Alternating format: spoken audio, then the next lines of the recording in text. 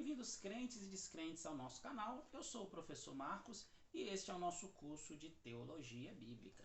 Nas aulas passadas nós falamos um pouco dentro dessa disciplina de Bibliologia, que é a nossa primeira disciplina do curso de Teologia Bíblica, sobre as traduções dentro da Bíblia, os livros apócrifos, a origem e formação do cânon das Escrituras e quem foi e quais os métodos que foram utilizados para determinar quais livros eram inspirados e quais livros não eram inspirados dentro do texto bíblico.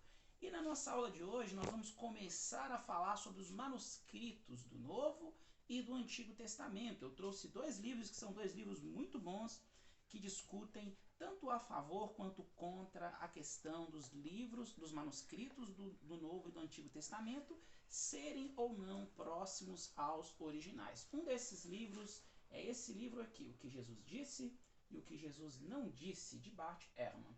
É um livro bem famoso, que é um livro que aborda a crítica textual. A crítica textual é uma das disciplinas dentro do campo da exegese, também da hermenêutica, mas mais dentro do campo da exegese e da manuscritologia, que é uma disciplina um pouco mais específica para falar sobre os manuscritos do Antigo e do Novo Testamento. Além disso, eu trouxe esse outro livro, que é a Crítica Bíblica em Julgamento. A Crítica Bíblica em Julgamento, da doutora Etta Linneman.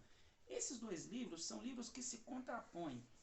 De acordo com Bart Ehrman, a maior parte dos escritos do Antigo Testamento, e principalmente do Novo Testamento, não condizem com o texto original.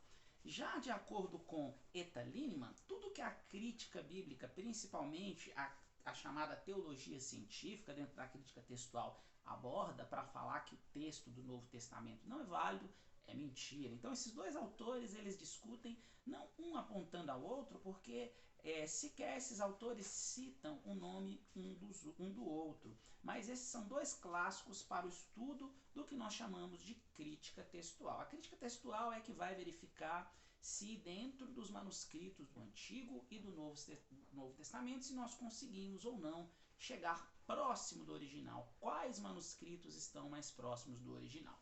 Quando nós falamos sobre o Antigo Testamento possui, nós chamamos de códices. Sempre que você ouvir falar sobre manuscritos do Antigo Testamento, do Novo também, mas geralmente do Antigo Testamento, vão ser chamados de códices. Na próxima aula nós vamos falar um pouco sobre os papiros e os unciais. Aí nós já vamos falar especificamente do Novo Testamento. Mas quando eu falo sobre códice, abordando dois códices específicos para abordar o Antigo Testamento, nós temos um códice que é extremamente famoso, que é o Códice de Alepo.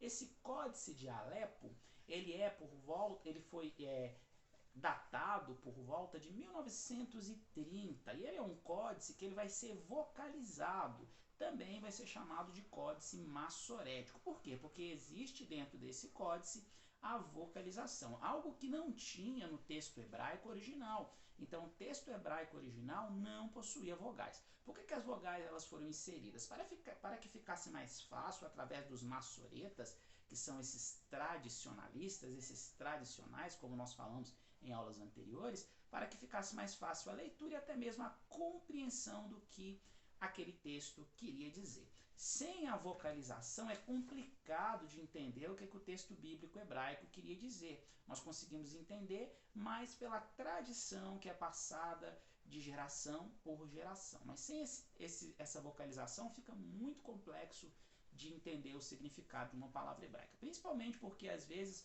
o que diferencia hoje para nós com um texto vocalizado uma palavra da outra é justamente a existência das vogais. Apenas com as consoantes é muito complicado de saber qual palavra que o texto está se referindo.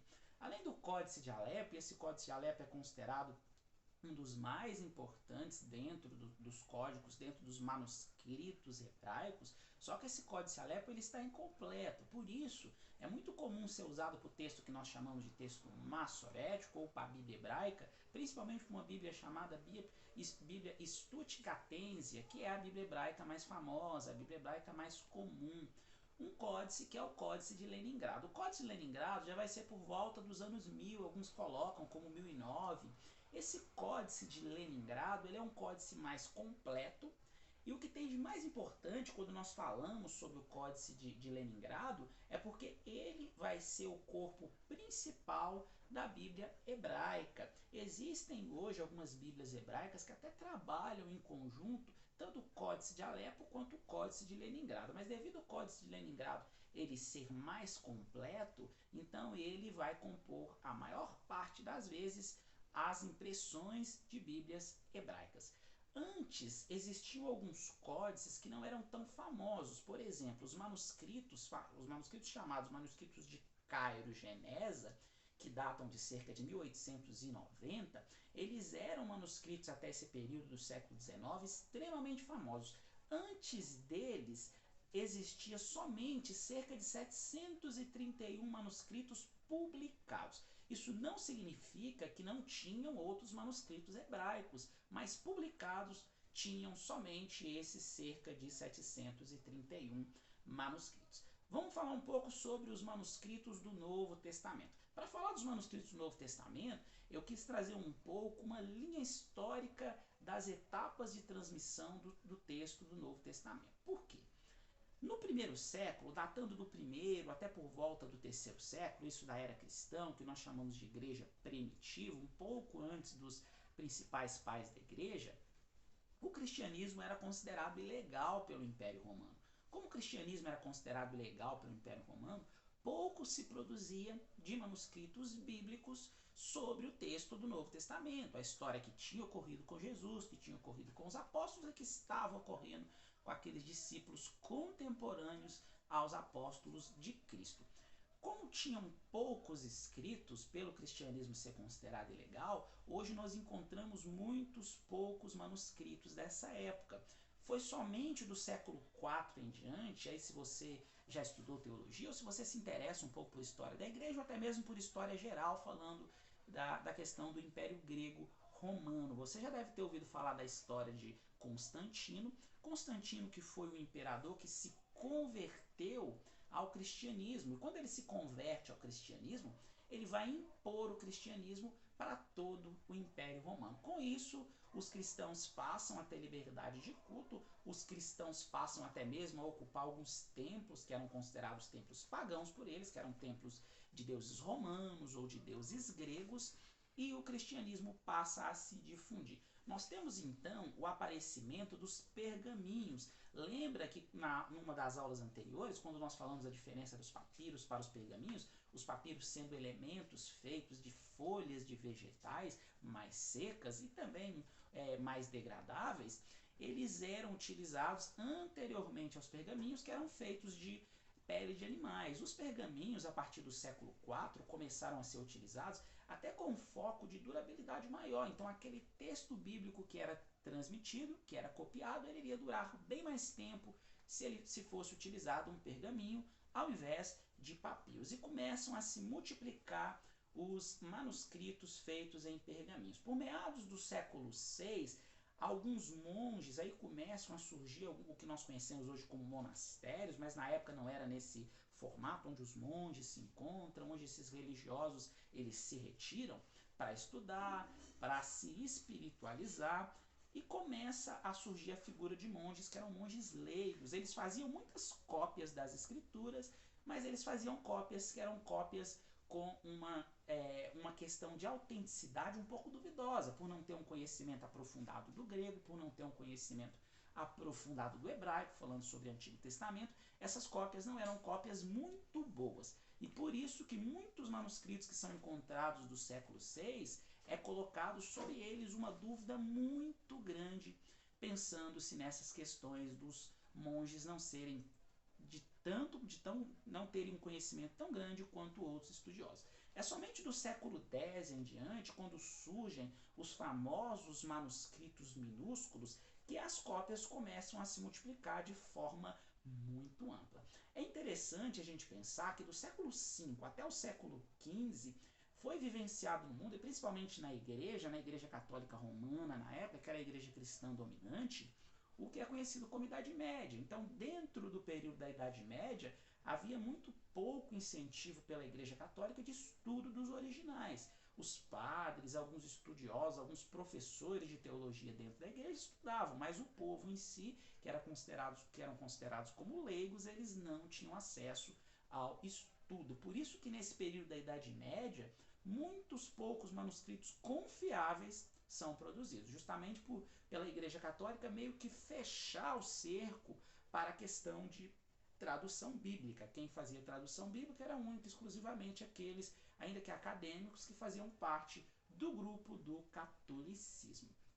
Outra coisa importante que tem para a gente fechar o estudo sobre os manuscritos do Novo Testamento é quando nós falamos sobre a confiabilidade desses manuscritos. Hoje do Novo Testamento tem mais de 5.000 cópias espalhadas aí pelo mundo inteiro, principalmente em museus no Egito, em museus em Israel e em museus na Europa, focando mais ali a região da Inglaterra, a França.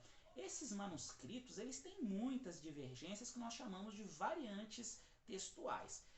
Alguns aí, existem muitas divergências entre teóricos da quantidade de variantes textuais que existem, mas é certo que existem mais de 30.000 variantes textuais. O que são variantes textuais? Um manuscrito fala uma coisa, o outro manuscrito fala outra coisa. Exemplo, o manuscrito chama Jesus de Senhor, o outro manuscrito chama simplesmente de Cristo. Essa é uma diferença que é uma diferença significativa? Não, porque são dois atributos de Jesus, tanto o Cristo quanto o Senhor. Mas existem sim alguns manuscritos que trazem dentro de alguns trechos bíblicos algumas diferenças significativas, como por exemplo o famoso texto onde fala-se que há castas de demônio que são expulsas simplesmente por meio de jejum e oração. E existem alguns manuscritos antigos que não trazem a palavra jejum, mas que trazem apenas a palavra oração. Bíblias mais sérias, Bíblias que se preocupam com o estudo dos manuscritos e com a crítica textual, elas vão trazer notinhas de rodapé. Essas notinhas de rodapé ou colchetes vão falar que em alguns manuscritos não existe a palavra jejum e oração, mas apenas a palavra oração, ou o inverso, né? Oração e jejum, mas apenas a palavra oração.